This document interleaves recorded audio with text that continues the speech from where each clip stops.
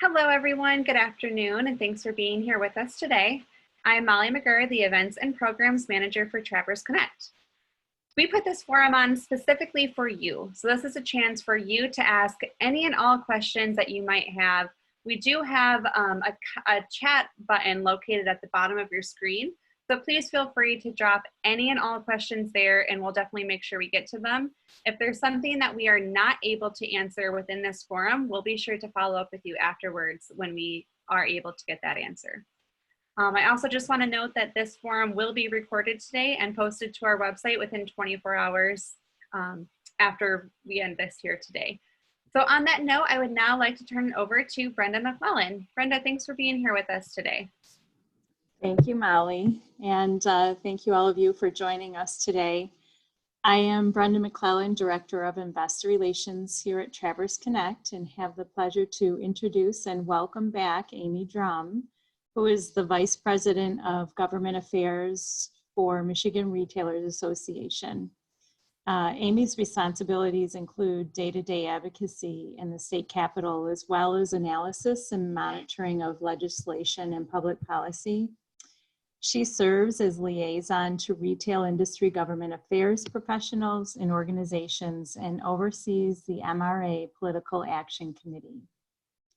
In 2018, she was nationally recognized by the Food Marketing Institute for her extraordinary leadership and work on Michigan's ban on local excise taxes or fees on food and beverages, the country's first ever such ban.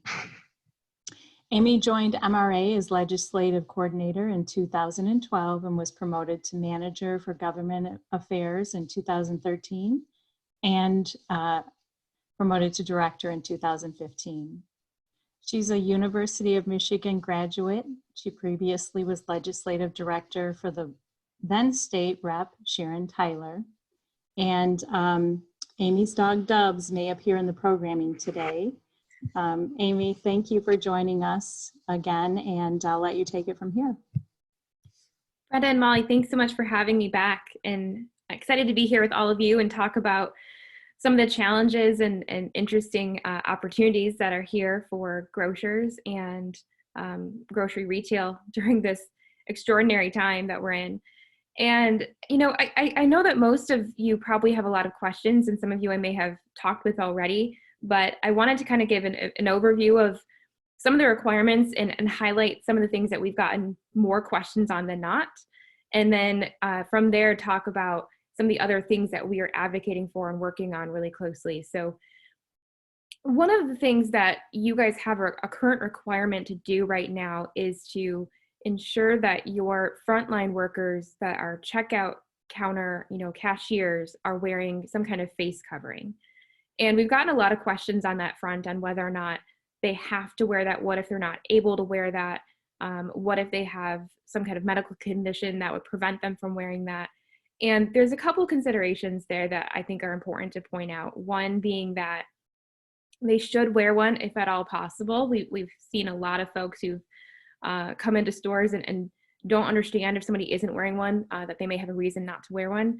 But there also are other options. You can wear a face shield.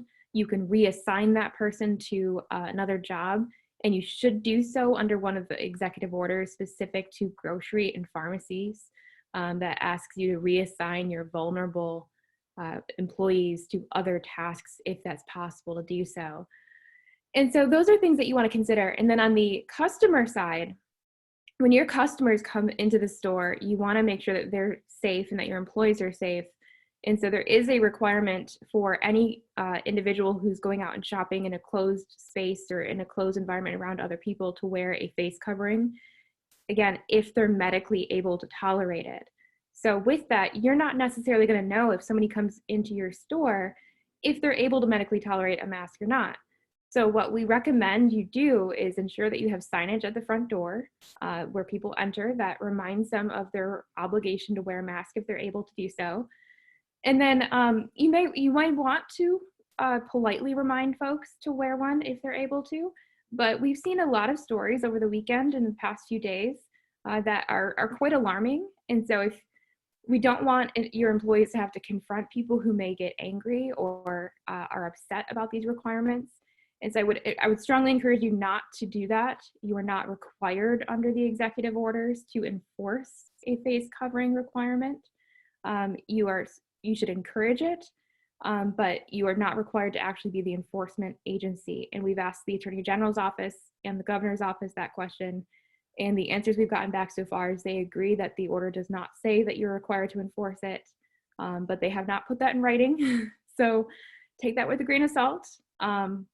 But do know that we did fight very hard to advocate for retail employees to make sure that your employees would be safe and not required to wear some kind of face covering or enforce a face covering requirement, given the very concerning headlines we've seen about employees being harassed, either being spit on or kicked, or in that one instance of the Dollar General store actually being shot. So again, health and safety is of utmost concern for all of you and all of our members and their employees, and making sure that you aren't putting the health of health requirements of wearing a face covering over the safety of your employees is an important consideration. There are many requirements under the various executive orders for grocers and any entity that's open right now for your employees to make sure that they're safe, that they're given opportunities for social distancing, even in places like the break room, as well as, like I said, the reassignment opportunities, if you're able to reassign them if they are vulnerable. And vulnerable populations include folks who have pre-existing medical conditions that would make them more susceptible to severe complications if they were to contract COVID-19.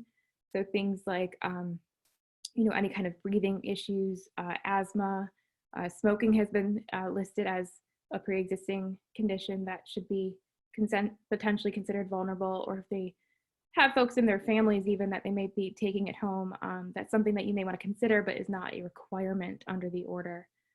So things like that, as well as all the other cleaning requirements. So you now have probably all changed your hours to comply with the order to allow for those extra shopping hours, again, for vulnerable populations. You're supposed to provide at least 2 hours each week of vulnerable shopping hours. You can dedicate those whichever time frame you want, whichever day and time works best. Most of the grocers that we've talked to and that the hours we've seen are typically at the start of the day after the store has been freshly cleaned overnight. And then you're also supposed to close a little bit early so that you can do that deep cleaning overnight. And so that's definitely a change in all the requirements you have. And then of course you have the cleaning.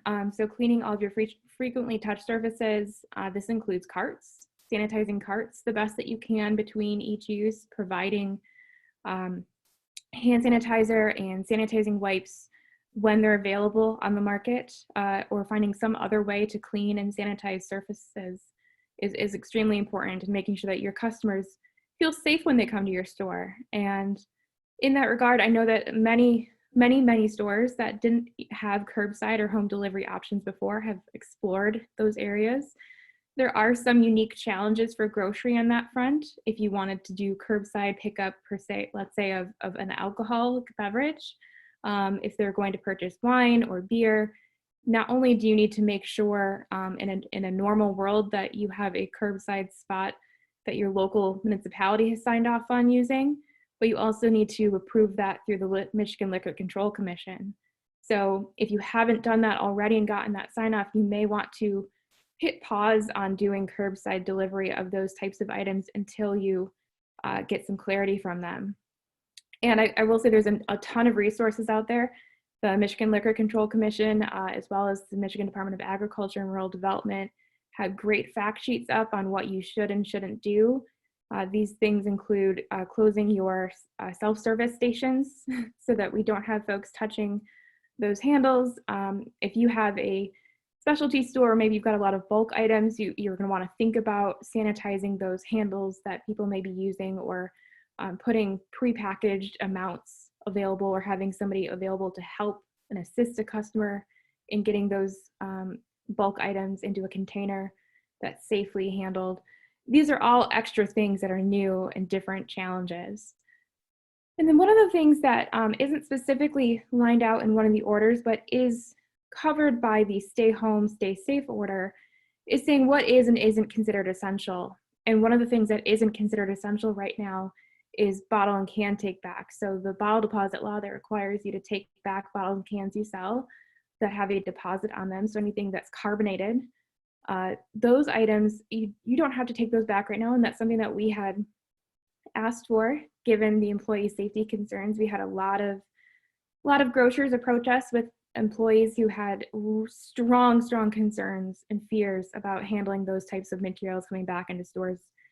And so we know that pausing that to allow you to focus on cleaning and restocking shelves was important, and switching gears to do things like curbside and home delivery where possible was important to allow for that shift. And as we're getting more and more into reopening more parts of the economy, that will be coming back online. We don't know when. We don't think it's coming in the very near future here. I would be surprised, frankly, if you saw it before the end of the month. But we are talking through what bringing that back online looks like with our members, with grocers and retailers and convenience store owners and gas stations. All of those individuals are impacted by this law in different ways that are challenging. And so we've made it very clear to the state that we want to be very much engaged in the conversation on what that phase-in process is going to look like and how we can continue to do all the cleaning and mitigation efforts that you're required to do, and social distancing as well, while having potential lines form of people bringing back cans and bottles that are generally not sanitary to begin with. So we have put together a couple plans. We've suggested to the state that they consider some kind of creative new solutions as alternatives in the short time for a temporary take back of large volumes of these materials. And that includes things like an open air take back option, regional redemption centers where we could maybe set something up similar to the testing sites you're seeing for COVID-19 in a much more efficient manner than putting each individual can and bottle through a reverse vending machine or having an employee count those by hand. We want to make sure that we can consider having options where people could do it by weight or an estimated number in a certain size container, especially for those fundraising groups we know that are out there that are collecting thousands and thousands of cans from residents who don't want them in their homes. And those are eventually going to end up back at stores. So this is a big issue. We've heard a lot about it from our members. That and the face covering are kind of the two hot topics we've talked a lot about over the last several weeks. And like I said, we proposed a couple of these options, and we're waiting on more conversations and feedback from the state on whether or not they're something that they would seriously consider. But please know that those are things that are top of mind for us, and I'm sure top of mind for you. And I think it's generally more helpful at this point when we get into kind of after the brief overview to allow you guys to ask questions that you may have or that maybe Molly has collected. So I will turn it back over to her and to you guys and see what can we answer for you that you may have questions on related to some of these orders or requirements for grocery. Perfect. Thank you, Amy. And yes, as she did say, if you guys have any questions at all, please drop them below. I do have a few here for you. Has a decision been made between distributors about buyback of expired items? So that's a great question. Returns and buybacks are certainly a hot topic. Right now, I think it depends on each distributor. When we're talking about alcohol and expired alcoholic products, the Michigan Liquor Control Commission has specifically stated in their guidance, in their FAQs they've put out, that distributors should not be taking back those products right now. So we know that those are piling up in back rooms for specialty beer products and other alcoholic items. I haven't heard of other vendors who aren't taking things back. For the most part, we've heard that most folks are taking back expired products or anything that's an overpurchase to that from vendors. But if you're hearing more of those examples, please share those with us so that we know, or share them with Molly and the Traverse City Connect group, because those are important things for us to make sure we can have a conversation about. But as you're talking about returns, that leads me to think too, there's certainly question about what you want to take back from customers as well. So you don't typically see a ton of that in the grocery space, but it does happen, and so you should be mindful of how you're handling those things and what your return policy will be if you're going to allow those right now. And many stores are not allowing returns, at least for the time being. That's great to know. Thank you. And kind of along those same lines, do you have recommendations on how people might need to be working with their suppliers and vendors differently at this time and how that might be affected? Another good question. So it's definitely important to have those good, strong relationships with your vendors and suppliers. Everything's different for everyone right now, and we're seeing a lot more consumer demand for products that wasn't there previously. So things obviously like your paper products, and right now the hot topic is concerns over meat. And what we are hearing from vendors is there isn't necessarily a shortage, but there may be an over demand as these media stories start circulating and folks get concerned and they go and they try to buy up what they can, thinking there may be a shortage coming. But I think it's important to talk to your vendors and tell them what you're experiencing, tell them what your customers are looking for, and try to get out in front on it, making sure that they're aware of the extra cleaning requirements and their specific requirements, that when they come in, they also have standards they have to meet to keep the store safe and clean. And those are just things that you want to be mindful of, when are they coming into the store? Who are they interacting with? What are they touching? Is there a more efficient way for them to come into the store and drop things off? Would you rather have your employees put things on the shelves? Some of that may be discussed via contract, but some of it may be open to interpretation right now because the world is different. And we've heard that some vendors don't want to come into stores more than they have to. So like I said, that all falls back down on your relationships with them and making sure that you have an open line of communication about what your needs are and what your concerns are. And I'd encourage you to make sure you have those conversations frequently with them. Perfect. Moving on to the next question here, what are some of the new sanitary requirements that will need to be put in place and followed moving forward? So we touched on those a little bit earlier. There's a whole long list of things. We have kind of a breakdown of it in plain English on our website, but if you look at Executive Order 2020-71, that outlines for you all of the very specific grocery and pharmacy related requirements for cleaning and employee safety. And really a lot of them are around frequently touched surfaces, making sure that you are wiping down those things.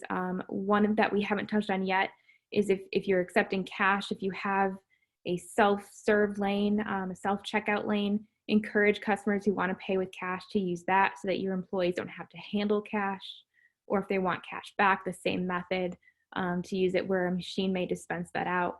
Now, if you don't have those options, then you're kind of limited and you may just have your employees deal with that and make sure that they have enough protective equipment like gloves if they're uncomfortable handling cash.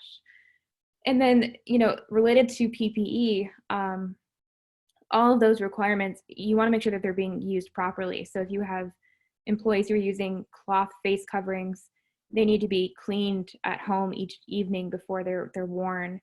So they should either be steamed or washed, and make sure that they're not washing them with things like fabric softener, which contains chemicals that they would then be breathing in all day.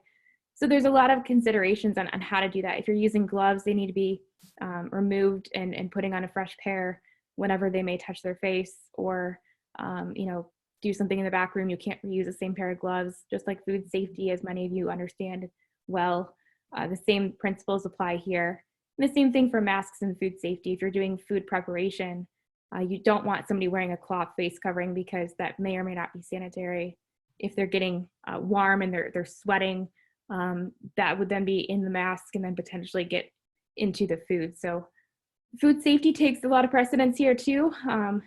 Grocers obviously understand that issue well. And the balance really is just the extra level of cleaning. If you have an employee who tests positive for COVID, you would then have an even higher level of standard to clean the store.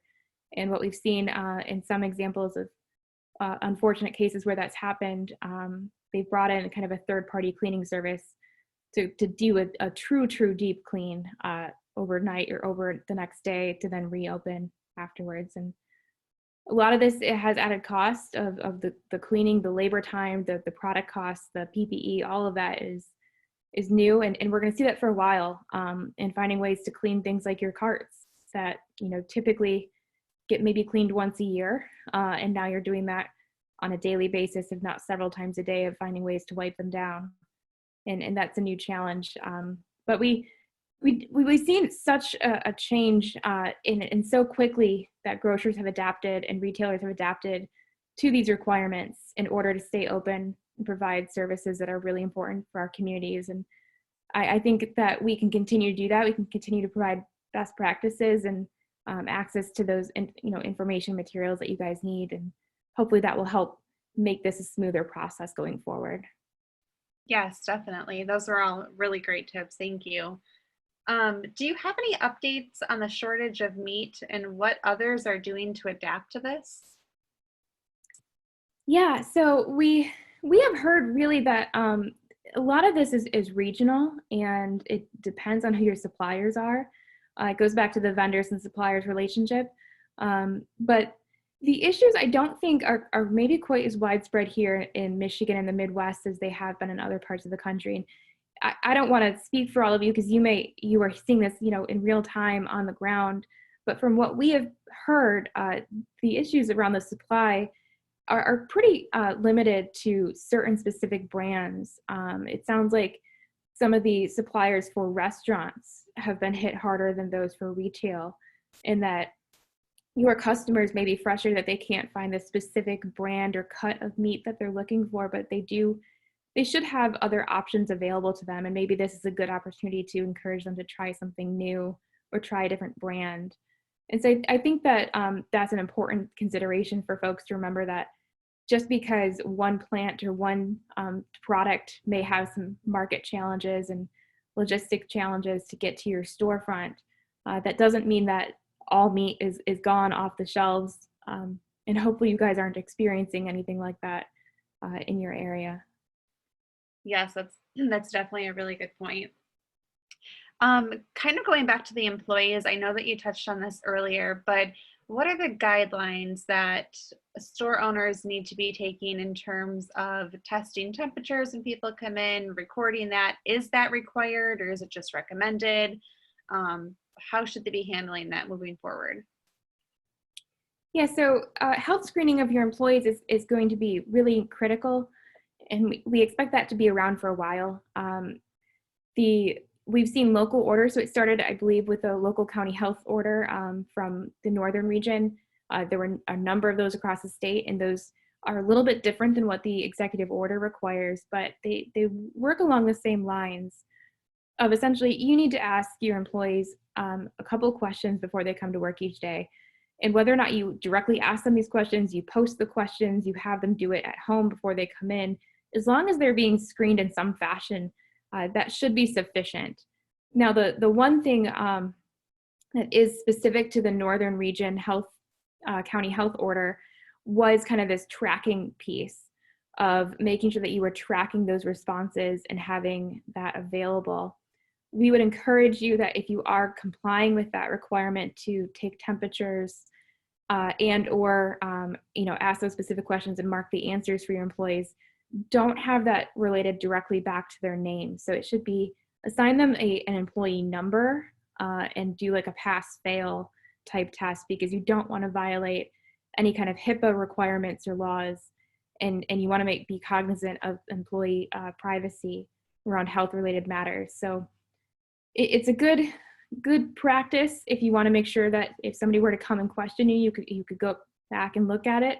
But we've had concerns with the requirements to do it in person when somebody shows up to work, because then you are looking at, getting closer to somebody than maybe you would under social distancing requirements, and the thermometers have been hard to come by. So the requirements to take temperatures are, if you have a thermometer available and it's a touchless thermometer, you're not putting a thermometer under somebody's tongue, and certainly not doing that for multiple employees.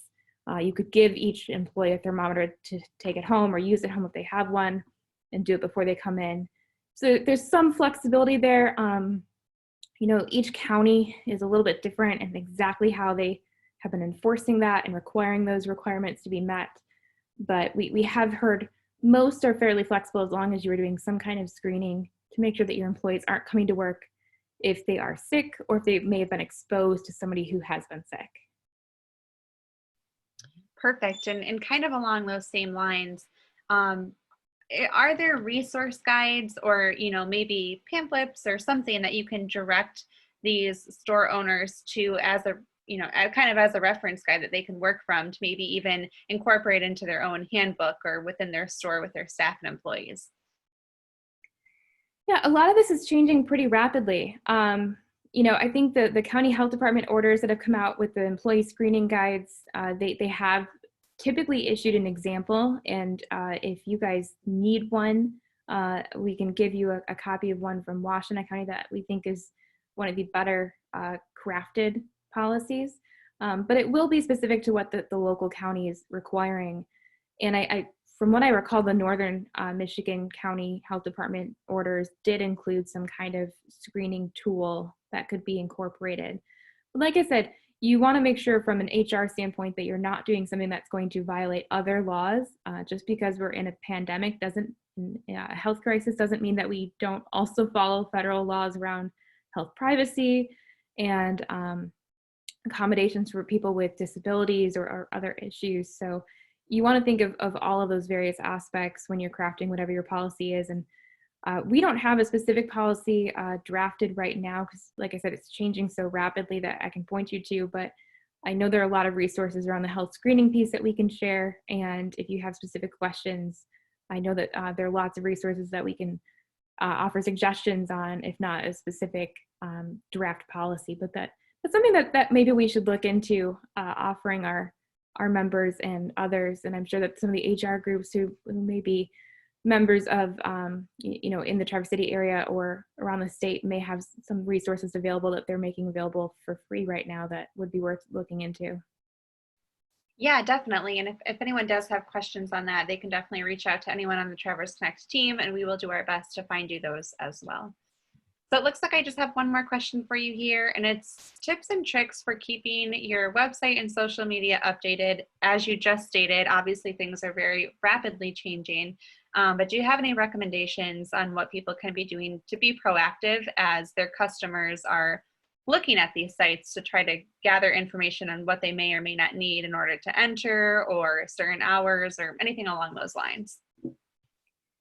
That's a great question too. So we have definitely seen that, and I think probably everybody on this call has experienced this a little bit too, of wondering what the changes are and how do I find that information. And I think what you can do is we would recommend you put it in as many places as possible and as much information as you can share. Make it easy to find. You want to make sure you have it on your website where your hours are, and you should make sure it's clearly updated that these are your, stay home hours or COVID related hours or just, May hours for 2020. You want to make sure that people are aware that this is what's going on right now. And then you also want to make sure that you are putting that on social media sites. So you're going to have people finding you in a variety of manners. They may look you up on Google. You can change your hours on Google and do so. That would be recommended. Do it on your website, do it on social media. Make sure you share it on a regular basis so people are reminded of those hours. And the most simple one is I would make sure you change your phone message. So when people call the store, if you have a recorded message about your hours and opportunities for curbside or home delivery or any of those things, make sure that's on there as well so that they know how they can utilize those services. Yeah, I think that's, so important, as you mentioned, just making sure the customer knows those hours, are not confused or frustrated, and that'll help a ton. So I do want to be respectful of your time and everyone else's time here with us today. So are there any final words of advice or thoughts that you would like to leave this group with here today? Yeah, I think there's a couple things that are worth mentioning. One, along the lines of information, you want to make sure that your customers and your employees are aware of everything that you are doing to keep them safe. And I think that helps secure people's minds that I can go to the store safely, I can follow the rules, and the rules are in place because they want me to be safe. They're not trying to make my life more difficult by making me wait in a line or, queue in a different way or go down a one-way aisle. I think you want to just make sure that you are sharing a lot of that information publicly with your customers and your employees about these are all the things that we're doing to make sure that you guys stay safe and stay healthy when you come shop with us. So you should feel safe and secure in doing so. The other thing is the piece on the relationships. Relationships matter. This is a great time to make sure that you have those good relationships with local law enforcement, with the county health department, with the Department of Ag and the licensing and regulatory affairs folks, and your local officials. So your local state representatives, your state senators, those people are all going to be really important in making sure that, as things start reopening and as we start looking at changes, they're aware of what your concerns are. I would encourage you to reach out to them, let them know what you're experiencing. If you're having any challenges or you have thoughts on what, reopening should look like, or the next wave of reopening should look like, and what we should relax and what we shouldn't relax, or what, people are referring to as the new normal will look like. And we know that in the grocery space, there's certainly thin margins you operate on. And so highlighting some of those concerns to them of, we can't do this forever, or we could do X, Y, and Z, but not A, B, C, and D. I think those things will be really important as policymakers start getting more engaged on the process of reopening and going forward. So build those relationships now, build them often, make sure that you are talking to your local law enforcement officers who are enforcing these orders so that you have a good relationship. If they have concerns, you can have a conversation instead of a citation. Perfect. Well, Amy, we cannot thank you enough for being here with us today, for all of your expertise and for answering all of these questions. I'm sure it was extremely helpful. As I did mention earlier, this is recorded and will be posted 24 hours on the Traverse Connect website. But if there is any additional questions at all that you may have, please feel free to reach out to myself directly, and I'll be sure to get those questions over to Amy. So on that note, Amy, we just want to thank you one more time. We really, truly appreciate it. Thanks so much for the invitation and having me here. It's been fun to talk about these issues with more groups. And if we can be helpful, we'd love to answer more questions for you guys if they come up later. Perfect. Well, I hope everyone has a wonderful day. Stay safe, stay healthy, and we hope to see you at our next webinar. Thanks, everyone.